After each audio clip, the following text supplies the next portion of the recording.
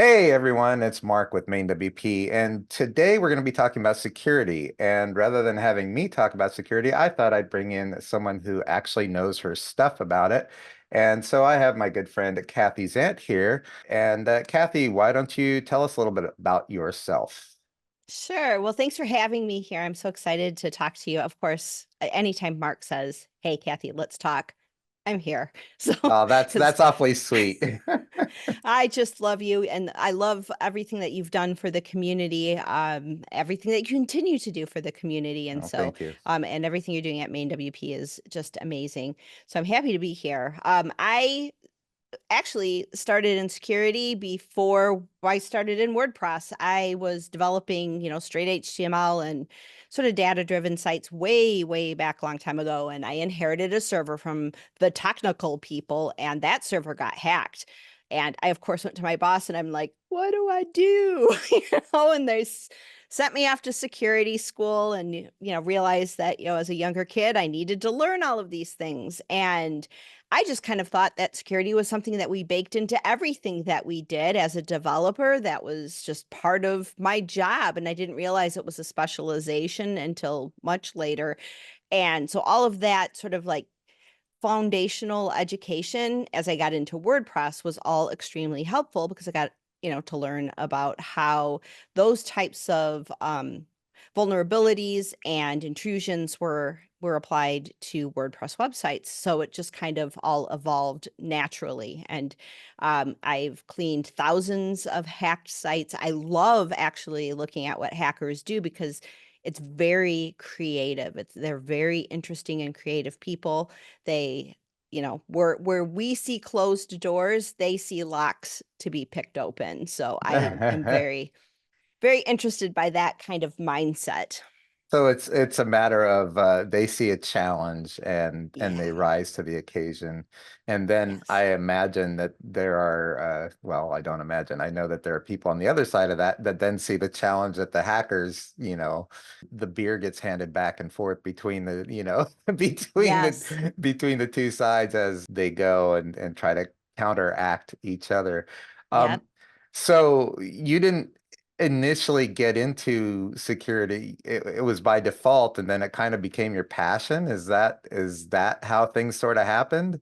It just kind of a company that I was using a company's plugin and they put out for people who could clean hacked sites. And I'm like, I've done that before. And I just kind of did all of the tests. And Hmm. then they asked me to clean a hacked site that had like almost 900 pieces of malware in it. And I had like a day to do it. And I Wow. had to do it all manually. It was like, here's the zip file of the site, clean it.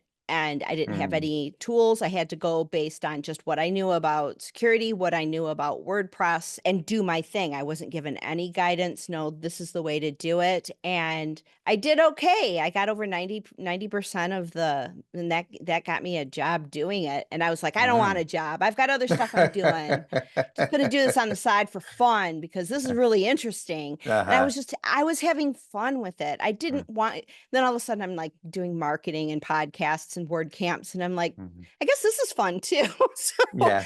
I just Yeah. kind of go where the jokes are good and the fun and the Mm. interesting creative things are happening. And so here I am. And so here you are, and within the WordPress community, I know that you're very well respected in security and have probably more information in your little pinky than I have in my whole head about it. So, what do you think when it comes to WordPress sites?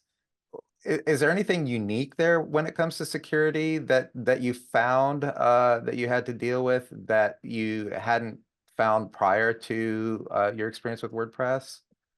It would always get very interesting when you'd see like a campaign, like a hacking campaign happen. Like there's a vulnerability in a particular plugin, and it would just like news of it would catch like wildfire. And then, all of the hackers show up. I remember I don't know if you remember the REST API vulnerability Hmm. version, was it 4.7 of WordPress? It was some years ago, but there was a very easy, like, I could just do it. I could show you how to do it. Like exploiting that vulnerability was so easy, but Hmm. it wasn't like taking over sites, but it would change the content of pages. And as Hmm. soon as, all the script kiddies that are out there, low-level hackers saw that this was possible, and back then there were all kinds of hacking contests, Hmm. defacing sites and putting up, this site was hacked by Ballast Sniper, and they'd put like music on it and stuff. And it was almost a game to them. So it was a free for all. So Hmm. when you get a widespread campaign like that, and we haven't had a vulnerability like that in WordPress core since, but plugins every once in a while you get one.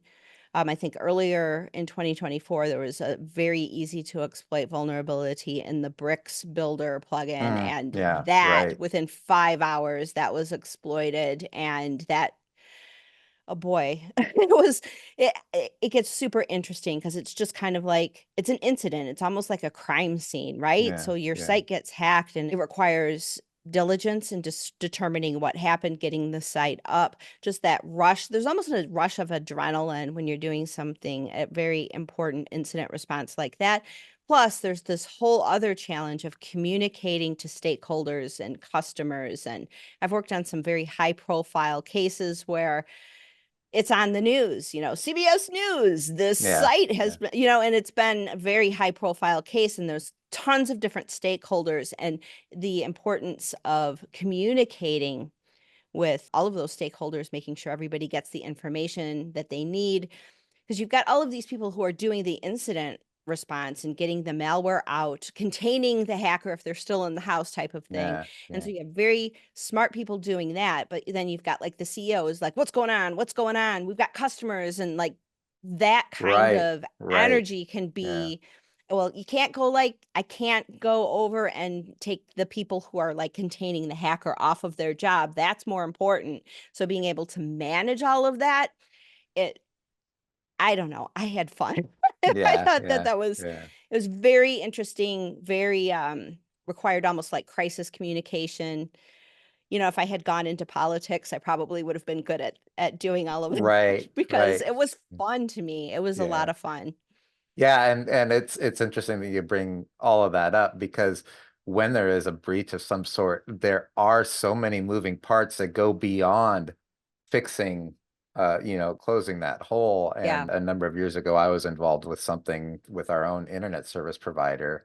And actually, I did a show with Nathan Wrigley about this Yeah. very experience, which was, it's fun. It's a fun story for me to tell. It was like you got to keep the engineers working on the problem, but then you've got these other moving parts of like, what's the message that we need to get out to people, Yeah. and how do we, in this particular case, it was an extortion attempt. So how do we Oh keep wow. that? How do we keep the extortionist at bay while we're trying to fix the breach, and we don't want to pay the extortionist, but we want to make them think that we're working on getting the money? And I mean, there were so many moving parts. It got me super fascinated with crisis management in general, Yeah. from that PR piece. But back to the security breach or the security issue, it's really interesting to see, for instance, the bricks builder issue, which is like somebody figures out that exploit, Yeah. but because of the ability to disseminate information so quickly, the propagation of that exploit um, Yeah. just blows up. It's not just one guy sitting behind a computer hitting, a bunch of sites. It can literally turn into millions of sites within, minutes. It feels like, Right. or hours at the, at the worst, really. And Ha- that one was responsibly disclosed. The security mhm. researcher Yes, found the of course. vulnerability, Yeah, right. responsibly disclosed it. It was patched, and within 5 hours of the patch, hacks had Yeah, yeah, started. They had done the diff. They had looked at the source code and right. seen what had changed, Yeah, and they immediately. The thing is like something like that, like 5 or 6 years ago, would have taken a few days to be yeah, exploited. Well, WordPress has grown over right. time. So hackers, obviously, they want the biggest bang for their buck. It's much easier for them to learn how WordPress works and target that Yeah, because they want to exploit yeah, as much easy hanging fruit as possible. right. But they have matured in their ability to detect those patches. So Yeah. it really requires diligence on the site owner, diligence for agencies. Anybody who's responsible for WordPress security needs to understand that it's a mature space, and the cat and mouse game of the red team versus the blue team, Yeah. you need to have your defenses in place and understand how this works.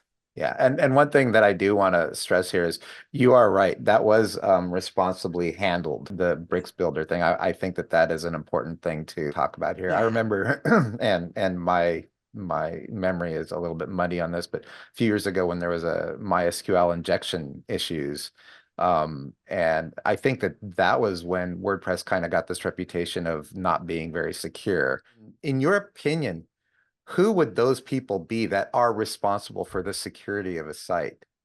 I always tell everybody that security is everyone's responsibility Hmm. because we see so many intrusions that happen because of poor credential management, poor Hmm. password, Hmm. reusing passwords on multiple sites, these info stealers that have become more prevalent. And they don't just target WordPress, they target everything. But because WordPress has those session cookies that can last up to 2 weeks, when you check Remember Me, they become sort of a juicy target for hackers as well. So we've seen a lot of intrusions happening where people's computers or their iPads, their phones even, get some malware on it with an info stealer, and they're stealing usernames, passwords, session cookies, whatever that they can get. So the weakest link in security is always going to be the human link. People think, oh well, it's plugins, and I'll just firewall, set it, forget it, or two-factor authentication, I'm fine. And they think Hmm. that that's it. But the hard thing about WordPress security is it requires everyone's commitment to making good security decisions. The great thing about WordPress security is it up levels everyone thinking about security and all of their devices. Once you're exposed to, like, okay, this is like my business, this is my LearnDash installation that has all of my students' information on it, or my storefront, my WooCommerce Hmm. storefront that has all of my customers' personally identifiable information in it.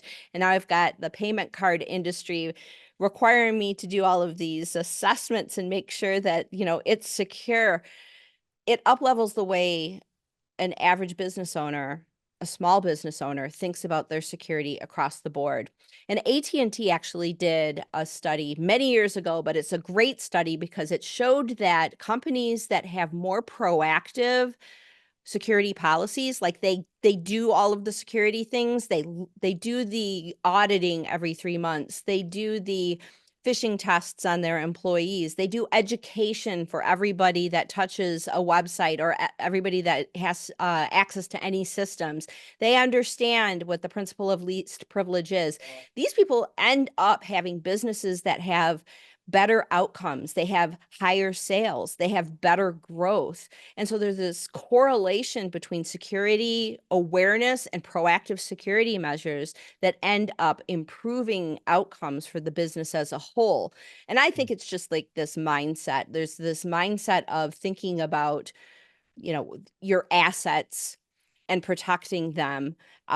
And that leads itself into growth. But people who aren't like, yeah, whatever, we'll just, Hmm. just make sure they do into a factor and everything will be fine. And they just are lackadaisical about security. They have poorer outcomes. And I can't remember the stats off my head, but it was over a 3-year period. And I think it was like 20% growth for those who have proactive policies, and like 3% growth for those who don't. So Hmm. they did find a correlation between better business outcomes and security education and security awareness.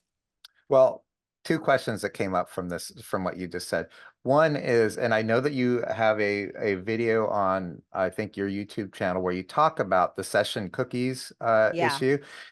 Let's talk about that because I think that I think one of the things that we could talk about here, and it kind of goes into my second question or my second point, is a lot of people do not have the resources to do the phishing tests with their employees and all that. They're a small business. They're just trying to keep the doors open. They can't do all of those things. So the session cookies, I'd like you to talk a little bit more about what that is and how it works, Sure. number one.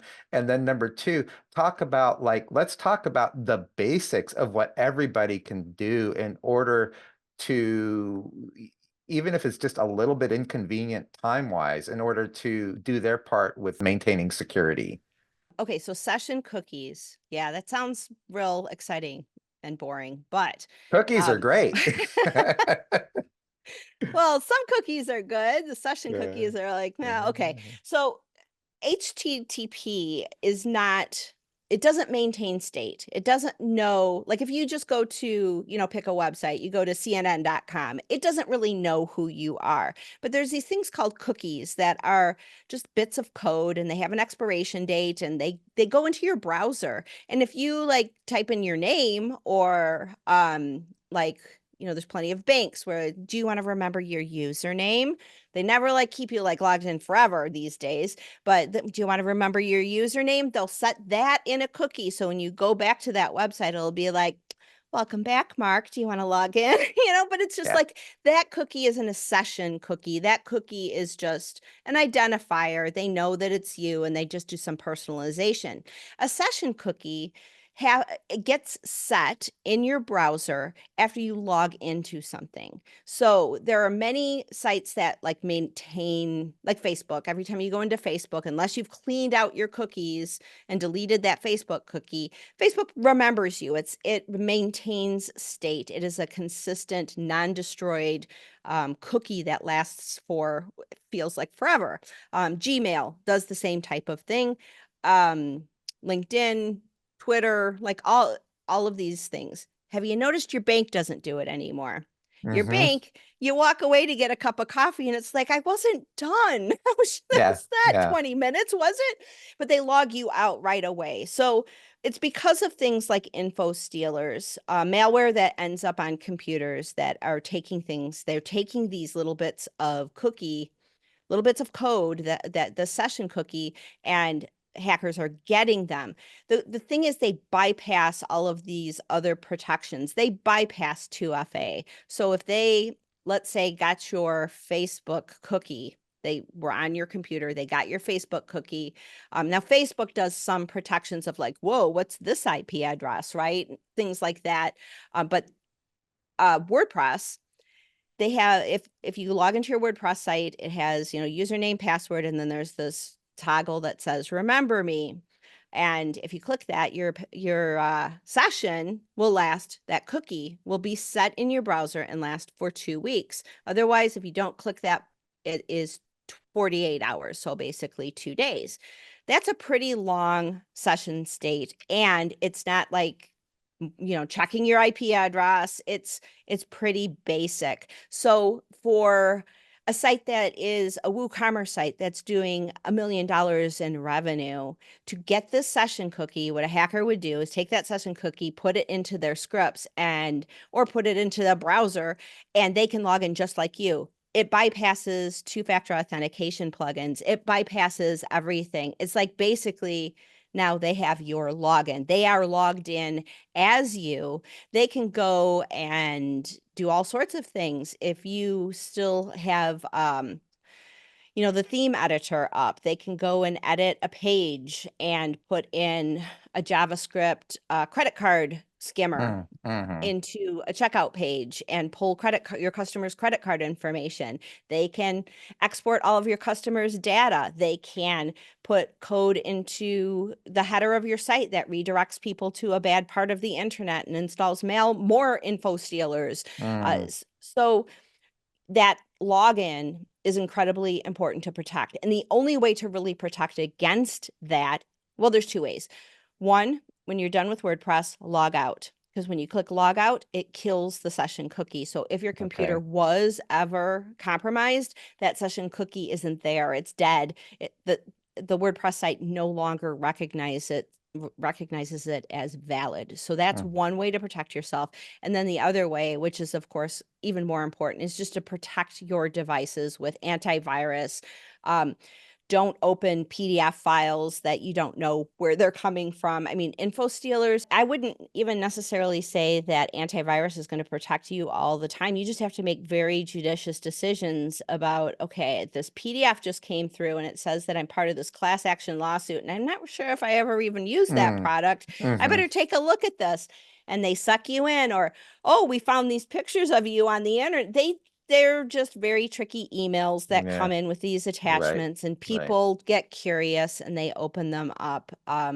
So it's just being very, very judicious about what you're doing with your computer, because they're not just after your WordPress session cookie, they're after your cryptocurrency wallet. They're after usernames and passwords that you're not storing in an encrypted way on your computer. They're after a lot of Mm, things. My next video that's coming out is about info stealers that one's called Redline and the other one's called Meta, and they're basically the same developers. The code base looks about the same, but law enforcement has basically gotten in there and gotten the source code of all of this and the IP addresses of all the hackers that were using them. So uh, we're learning some about the malicious actors who are doing this, but it really just underscores how prevalent these are. This is like the hottest security problem on the internet right now is info yeah. stealers. These info stealers, they reside on your computer if you're not Yes. careful.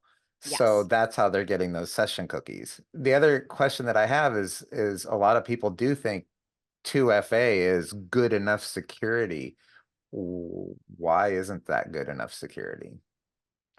2FA is great if your password is somehow exposed. And, passwords have been a problem for a while. Um, but the problem is that that session cookie bypasses 2FA. If that session cookie is exposed and a hacker has that, and they put it into a browser or they put it into their code, their scripts that are trying to log in, they basically become you. Mm, 2FA has already been bypassed. A second step to a login procedure, it is not something that's going to detect, the session request that is coming from a different IP address. It's just not going to be the same. mm, I know mm, some plugins, I think Solid added it, Solid Security added like a way to bind session cookies to a device. I mm, believe that mhm, they have that now. So, it's a cat and mouse game. If you own a site, it is your responsibility. If you are mhm, building sites for other people, it is mhm, also your responsibility, because mm, the worst thing is to like build a beautiful site and you can't wait to show it to your next prospect, and then your customer gets in there and they're like, I'm going to change all these things, and they're the one that ends up leading to a hack. mm, It's just the, mm. you Yeah. you want the integrity of the site to be protected. So So yeah, that's interesting. Let's talk about that a little bit. So if you are building sites for someone else, let's say you're an agency or something like that, mhm. kind of uh how do you feel an agency can responsibly handle not just the dissemination of information, but handle the just security for their customers? What do you think is the most responsible way for an agency to do their part with keeping their client sites secure? Right. I think it's a great opportunity for any agency, but it can be a challenge. Nobody wants to talk about security until they hear about the security event, right? Like nobody's putting alarm systems on their house unless somebody just broke into a house down the street, and then everybody wants the alarm system, right? So security is Right. one of those weird things. Nobody really wants to do anything unless they really feel like an asset is under threat. The best time to secure something is before it's built. So if an agency is coming in and building a brand new site, that's the time to talk about security for the long range. I think it's also a great way. I mean, you've built sites for other people. I have hmm too. And hmm it's kind of like, you build the site and then you go on to build the next site, but you still have a relationship with the client that you built the site for, even though, the site's done and they're doing whatever they do with their site. You want to maintain a relationship, a long-term relationship with customers, and security is a wonderful way to do that, because what you can do at the very beginning during the proposal process is build in, every 3 months, we're going to do a quick audit, make sure that everything looks okay. You're looking for things like um, plugins that have been installed that weren't part of the original build. How'd that get here? Users that have admin access and that wasn't, who is this person? You're looking for anomalies and you're going to do security checkups. So building security awareness into that initial proposal it's just such a good practice for an agency to do because you want to have that long-term relationship. So building in that into maintenance programs and Hmm. into building in security education, building into your outbound marketing to customers, WooCommerce. You have your list of all your customers you built WooCommerce for, and it's got a vulnerability. We're going to handle the updates for you, but we wanted you to know that this is what's going on because it adds so much credibility for an agency to show their clients that they're aware of what's happening and they're on it. You just build up your reputation, build up your ability to attract in referrals from existing customers when you're constantly showcasing that you're on the ball with everything that is happening with their website. I think it's a great way to develop relationships, to up level your customers' security. I mean, I've talked to people where they're like, "Oh yeah, here's my password I use for everything." And it's just like, of course I have my little nervous tick that happens every time they say that, but you as an agency or even a freelancer working with lots of different people with different backgrounds and different experiences, a lot of people just don't know. And a lot of times security people will, well, what do you don't know what you're doing here, and they'll Yeah, get very condescending right, and a way to like, oh well, let me just help you and we'll set this up as a procedure for you to do and just to keep you safe. And hey, you can do that also with your accounting program. It has nothing to do with WordPress, but your advice, your relationship and supporting them in terms of how they think about security just has wide ranging effects. So it's such an opportunity for agencies to really position themselves as security experts. And I know, like when I first started, it was just like security expert. That is such a weird thing. I don't feel like an expert because, boy, I've seen some stuff and I've seen some really right, talented developers and hackers. And I don't feel like a security expert, but we're on a continuum, right? Security is right, always a right, right, continuum. right. So I'm still, the guy down the street or the lady that came to help my husband. She's like, "Oh, I've got a hacker that lives in my Facebook." To me, or to her, I am a security expert because I can Yeah, help her, right? right, right, And we're all security experts on some level. We're right, all like, if you're drawing these distinctions of, oh, well, you just do the pretty parts of WordPress, that means you're not a WordPress developer. Developers do all of these things. Like, how does that help anyone? So right.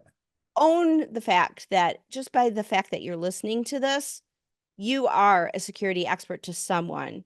Yeah. Go be of service to them, and it helps you build your business. There's a French saying, which I will not even attempt to say it in French, but it's that the concept of in the land of the blind, the one-eyed man is king, Yes, right? yes, And then what I like to say about an expert is just a person who knows one more thing than you about yes. the thing that you're talking about. That's really helped me. I agree with you that like that this idea of being an expert can make you feel uncomfortable. But if you kind of have this mentality of I just need to know one more thing than the person I'm talking to, the person I'm talking to, then I'm an expert, right? In their Right. eyes, I'm an expert. And as an agency, you're being hired as the expert on your web presence and securing it and locking it down and all of those things. And so that, of course, makes a lot of sense that an agency would be not only best suited to be the ones who like educate their customers on it, but setting expectations, I think, up front, right? That, hey, we're in an online world. Security breaches happen. We will do Yeah, everything that we can. We are going to audit. We're going to do this and this and this and this, and we're yeah, going to base it on current best practices. yeah, But guess what? Next week, those best practices might change a little bit. Things have evolved and they're going to keep evolving. And you're paying us to make sure that we stay on top of whatever the latest best practices are in order to keep your site locked down. There is, like you said, a tremendous opportunity there, but it's not just about opportunity. It's about providing your client with what they expect, in the first place. Yeah. which is to have a site that works. This idea of, and I have to admit, I was a big offender of this, using the same password for everything until about 4 years ago. I finally spent literally 2 days going through every single login on every single site and changing my password to a complex password on every single site. And I don't think that it's hard to argue that you need to do that. You need to have a different password for everything that has critical information about you on it. And by the way, it was about, I think it was like 1,100 sites, Really? that, Oh my yeah, gosh. yeah. Cause I mean, we're going back to, I even went back to Yeah. sites that I haven't been on in like 5 years. It's not a hard argument to make that you need a different password for every site. The question is, how do you feel about password? How do you keep track of it? Are password managers really safe? My passwords are all 12 letters or 12 characters and, a combination of special characters and foreign characters and symbols and this and that and wingdings and whatever. And and so how do you feel the best and proper way to keep track of all that is? Right. Yeah. Well, I am a big fan of password managers, even though, there was a very notorious password manager that did have exposure of vaults that LastPass that happened a Hmm. few years ago, and they weren't exactly forthright in what was exposed at the time. And I've consulted and helped people who have had their vaults exposed. They didn't have a strong master password on that password. So, I mean, that's pretty scary. That happens to someone and they lose money or they have a major breach happen that affects them. The trust level on password managers goes, down to the basement of Maslow's hierarchy of needs. You're just like, not going there, right? Yeah. But I still believe in password managers. I really like Bitwarden because it is open source, and Hmm. we, being in the WordPress space, we understand the benefits of having many eyes on source code. So Bitwarden is great. 1Password has additional factors that allow for more protections, and it's really great for teams too to be able to share passwords like if you have to. Like typically you Hmm. want to do a delegation of like, okay, I'll delegate access to you. Then you can revoke access without having to change passwords. But for some like things like social media accounts, you have to share a password. And so 1Password is great for that. There's some Hmm. other Yeah. ones that people just love. Those are the two that I typically recommend. And then for people who are really still scared, and they have their 12 character or 16 or 20 character password, but it's in a password manager. And it is something that is extremely important to protect your bank account with hundreds of thousands of dollars in it. You want to do something a little I bit, I want that bank account, by the way. doesn't everyone? Or, if you have multiples of those bank accounts, Yeah, like, yeah, right, right. yeah, Yeah. let's talk about that. But so security, like a test site, my test sites, I have very loose passwords on those. Like, I don't even care. They get hacked, I'll just destroy them and spin up a new one because it's a test site. It's Yeah. not that important. So, on that security continuum, the bank account with multiple hundreds of thousands of dollars in it, that needs the heightened security protections. In that case, there's a strategy called blind passwords. So, we all have our PIN numbers that we use for our ATM cards. A 4-digit number, not that hard to remember and never write down, right? You've got it in your head. Right. You can use the same 4-digit passcode that you're never writing down anywhere. It's not the same thing as your PIN account for you just have this 4-digit number. So you store your password in the password manager. And when it's time to log in, the password that the bank account has that 4-digit number In number. appended to, I yeah, the see. PIN number appended to the end. So Mm, the password in the password manager isn't the password. It's mm, missing the last 4 digits. So mm, you copy that, paste it in, and then you type in your last 4 digits, and then you log in. So that blind password strategy, should your password vault ever get exposed, the mm. most important things are not going to have a problem. Yeah. And of course, two-factor authentication.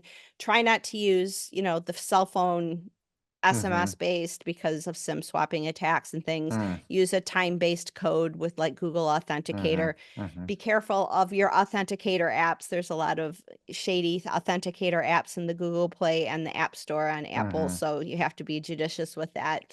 Go watch my videos on YouTube, and every time I find like a new thing that scares me, I do a video about it. So Yeah. yeah, If Kathy's scared, you want to listen to, because she'll at least give you a solution as well. So, yeah, um, that's what I try. yeah. So how do you feel about, say, the Google Password Manager or Firefox Password Manager? Yes, Yeah, no.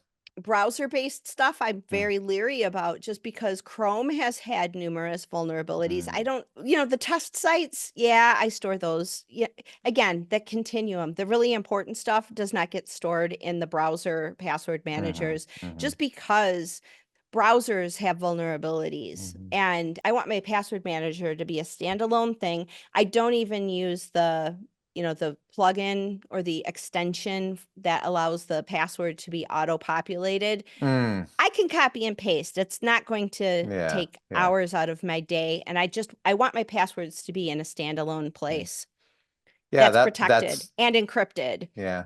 That makes a lot of sense. I think sometimes we get angry about the extra mouse clicks that we have to do or frustrated. I mean, I'll admit, even when I hit something that I have to do 2FA for or get out my authenticator Yeah, app, I'm like, but the reality is, and this is the thing I always say to myself is, my grandfather used to wake up in the morning at 4 in the morning, go out and plow fields before he went to work at the sawmill. right. So I can click a couple of buttons if it means that I'm not going to have to deal with the inconvenience of hundreds of thousands of imaginary dollars in my bank account being stolen. So, And that's the thing is yeah. like it's always going to be a continuum. The Yeah. most when I went to security school after I had that first server hacked, Hmm. the guy said the most secure computer is going to be encased in cement and buried 6 feet underground in your backyard, and it won't be usable. Right. And then on the other end of the continuum is the most easy to log in. You've got everything right there. Password 123 is the Right. password, and Right. and Yeah. it's but there's a continuum, and instead of saying, okay, well, I'm going to use the most rigid security on every single thing, Hmm. you're going to look at each asset that you have, each Hmm. website that you have, Hmm. each, bank account that you have, Hmm. and you're going to make a determination of what level of security, what is the risk assessment that you are doing for each one of those assets, and you're going to secure those according to that risk assessment. If it's going to destroy your life, if it gets a breach, then you're going to want to make Hmm. sure that it's secured. If it's going to expose your customers, personally identifiable information, Hmm. and you're going to have to do breach reports, and there's going to be legal, and you might lose your credit card processing, you might want to think about security Yeah, just yeah. a little So bit. this pretty much sounds like you come up with your security plan as far as like what falls under each classification. So this isn't a binary thing, it's either this or that. Right. There's several shades of gray in between. So you come up with your plan, but you don't, or not your plan, but your classifications, I guess would be a good way to put it, right? And you only really need to do that once, right? And then after that, you automatically know. So you spend a little bit of time up front to say, okay, this is my banking information. This is everything, and then this is my Nordstrom account that I Right. never log into because, you know, I'm not going to go out and buy a Gucci bag every 2 days. I'm not anyway. But It's just so the anniversary sale. I'm just joking. yeah, just yeah, yeah. Okay, I appreciate the time that you've given me, but I'm thinking that there's like this hierarchy of security. And so I'm thinking that maybe unless you think that I've missed everything, maybe a good way to conclude this would be let's start with at the very basic, like the consumer level, what they can do security wise, and then work all the way up to say the host level. If I miss a step, throw out a category, you tell me what they can do, and then I'll go to the next category up in my mind. And if I skip one, then you can say, oh, well, there's actually this category in between, and we'll discuss that. So consumer Okay. level, what can a consumer do in order to best protect themselves and secure everything? Keep your phone updated. keep all the software on your phone and on your computer, on your all of your devices.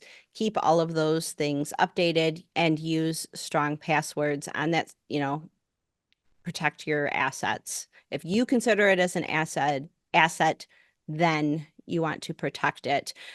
I protect my car differently than I protect like a lawnmower, right? Hmm. Same Hmm. thing with all of your accounts. You're going to have a security continuum, and you're going to want to do an assessment on all of those types of things. But really keeping everything updated. Don't open PDF files. Just be judicious about mail that comes in, and don't go to like shady websites just because, ooh, I wonder what J-Lo's doing now. Watch out for those kinds of temptations. It's just like making good decisions about how you are using your devices. And watch out for social media DMs, direct messages, anybody you don't know who's like trying to be friendly, even text messages. I mean, even a wrong number text message can turn into a security event if you start like having a conversation with somebody who's out to hurt you. And there's plenty of Yeah. stories of those kinds of I And of don't even course, know. the multiple friend requests from people you're already friends with, I assume is, Exactly. Yeah. is in there Yeah. as well. So, Yes. Yes. okay.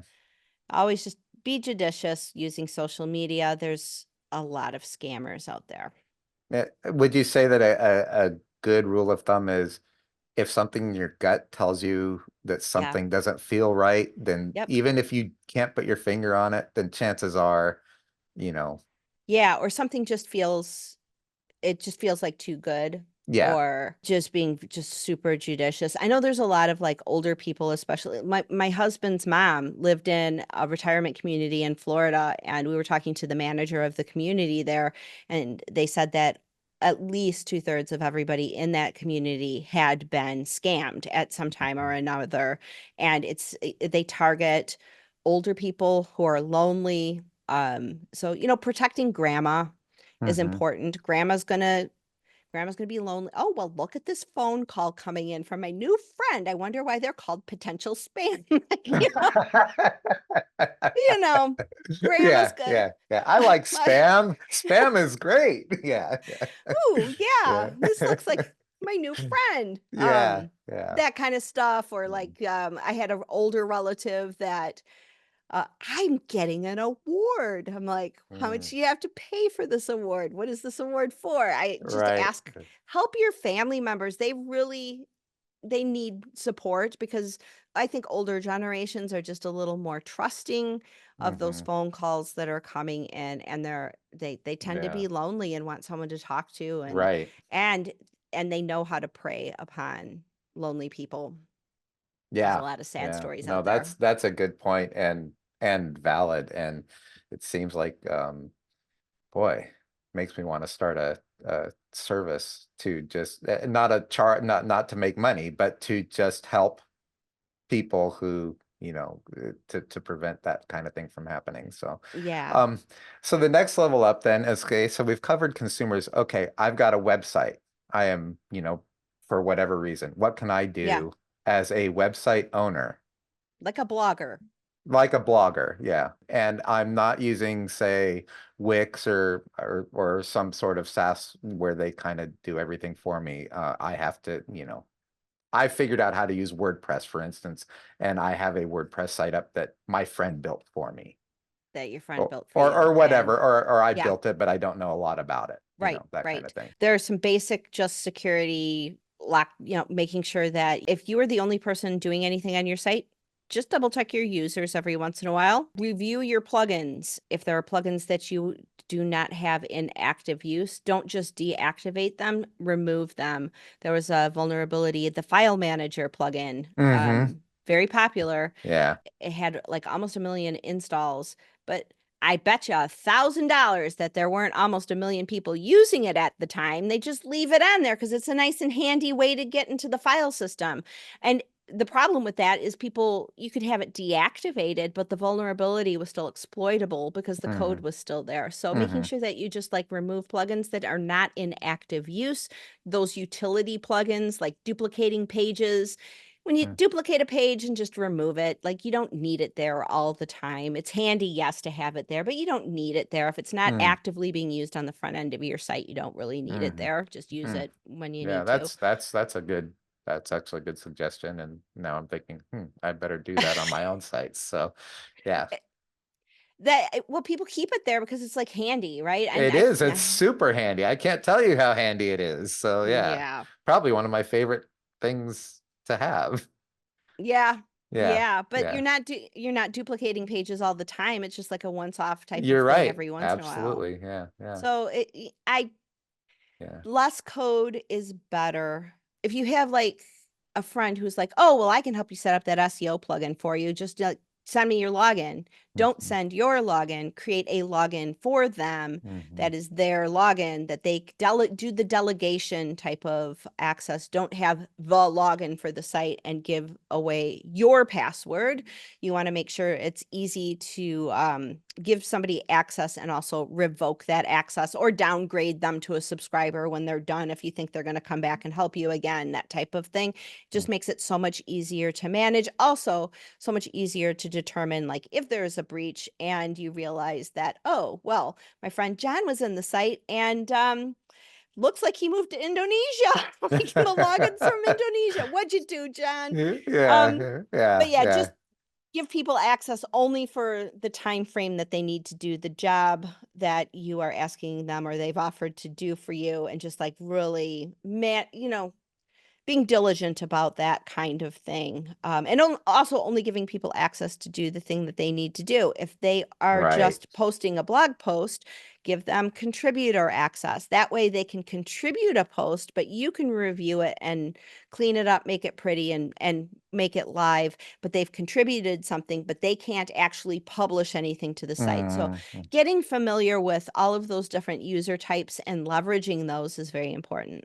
Yeah, that's a very good point. Okay, so now let's take it up to the next step, which is you're a developer, but you're not necessarily, you wouldn't consider yourself an agency per se, but you actually, although I kind of take an attitude of once you start developing for anybody on a commercial level, you're an agency. But I think Yeah. it's kind of like that expert. Where's that line where you become an expert? And I think some people don't necessarily see themselves as an agency, but uh, Right. but let's say that you're a WordPress developer or Like a one person one, freelancer type yeah, of, yeah, yeah. freelancer, yeah. Um, if well, depends on what your goal is with your business. If you're hoping to grow a business and have recurring income, you want to make sure that you're selling some kind of maintenance, some Hmm. kind of long-term, I'm here to support you as the site owner. I'm supporting you in what you're doing, but I'm free them up from Hmm. having to do plugin updates, free them up from security auditing and all of Hmm. that.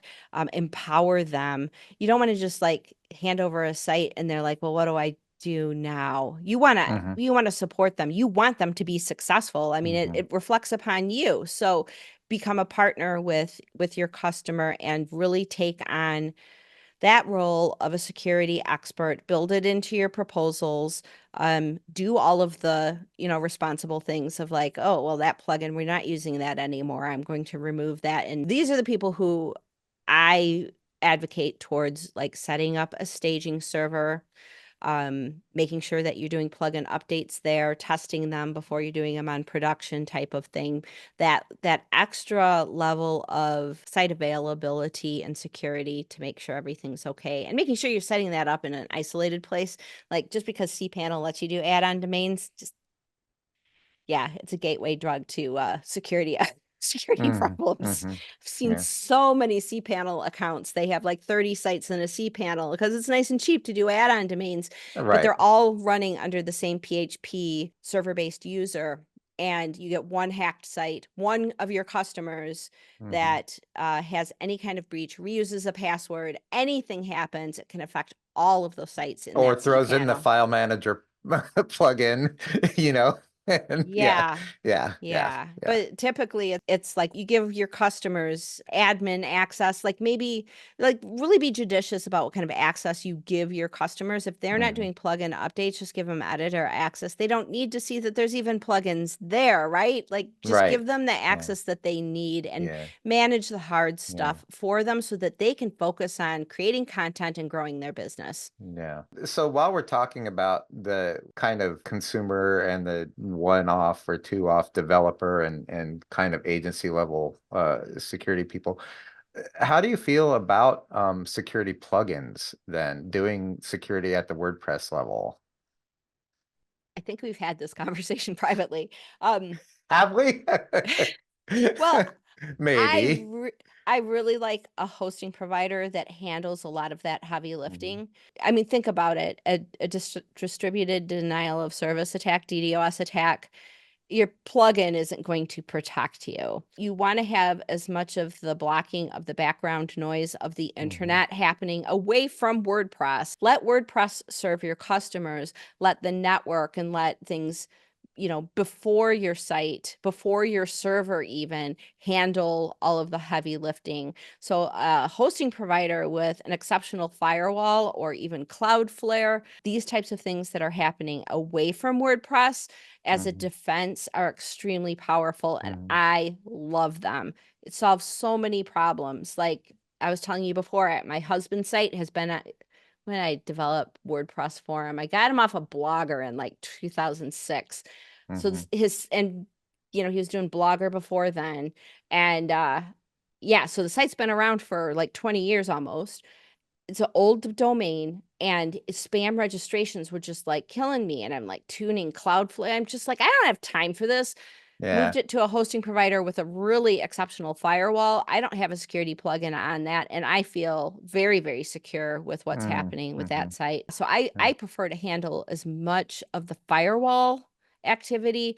And now obviously two-factor authentication, you want to lock down your logins with two-factor authentication, especially if you have lots of different types of people logging in. mhm, That's using LearnDash. So we have students logging in. I would like them to use too, because there are privilege escalation vulnerabilities that can happen. You can have somebody log in with a student account and escalate a vulnerability up into an admin account. So you mhm, so that you need a plugin for because it's not resident in WordPress core yet, which I think is mhm, insane. But anyway, mhm. that's editorializing.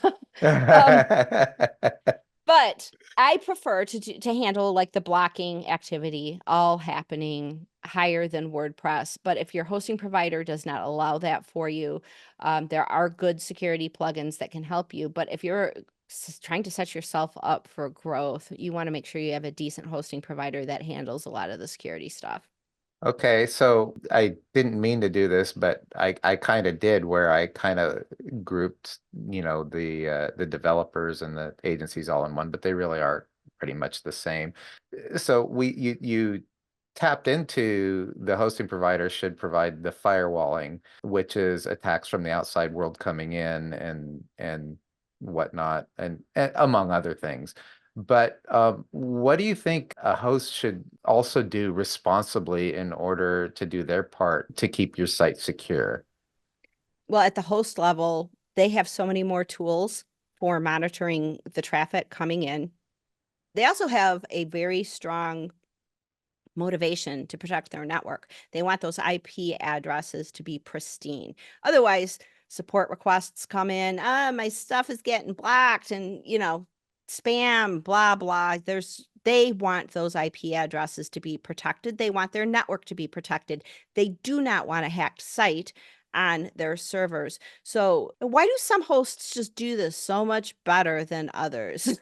Don't know why, but there are better hosting providers than others in terms of like protecting the Hmm. sites. That they have better firewalls, they have better tools that kind of communicate to you what's happening with those firewalls.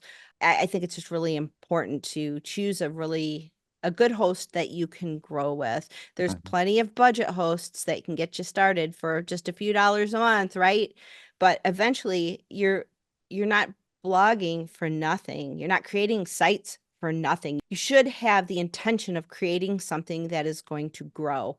So you want to make sure that you don't plant your website in too small of a pot, so to speak. Yeah, because migrating a website is, even if you're good at it and you've done thousands of them per month, not that I know anything about that, but it's still a pain to do migrations when the time Yeah, comes. So yeah, yeah. yeah. Are there any suggestions you have for cleaning up a hacked site? Let's say your site does get hacked. What do you recommend to a person whose site was hacked? You know what I would recommend is the really good hosting providers who love their pristine IP addresses. Many of them offer migration services. If you've gotten hacked, they will migrate you to their pristine server and clean it for you. So for those sites that you're just like, oh man, dang it, how'd this happen again? And you just don't have the wherewithal to clean it up. A lot of these hosting providers, many of them, boutique as well as some of the larger ones, will clean your site and help you restore your reputation. Because it's not just cleaning up the malware and getting all of the malicious users, because a lot of times hackers will install, add malicious users, Hmm. malicious administration accounts. They'll go into like the general settings and anyone can register and they're an Hmm. automatically administrator. I've seen that happen before. They set up the site so that they can get back in. You want to clean that site, but you also have to clean up your search engine result pages. You're because a lot of it's spam. I've seen tons of like just the HT access file gets polluted, or they'll set up a sitemap with all of these things that direct to just bad, pharma spam types of things. So Hmm. Hmm. you want to make sure you're cleaning up all of that reputation. Your IP address will end up on blacklists, so you'll want to make sure that that's cleaned up as well. There's a lot of things that go into it. So for most people, I would say, work with your hosting provider. There's tons of people who will clean it up.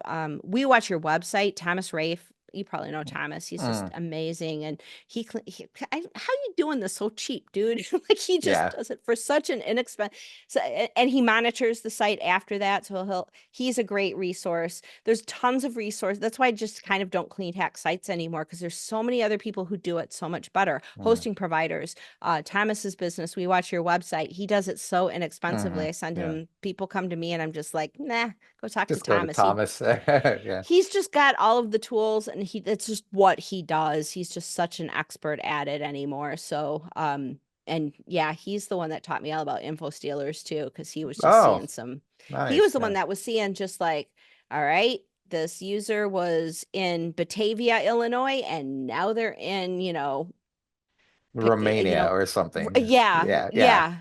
And Yeah. it's like, how did that one user just so Yeah.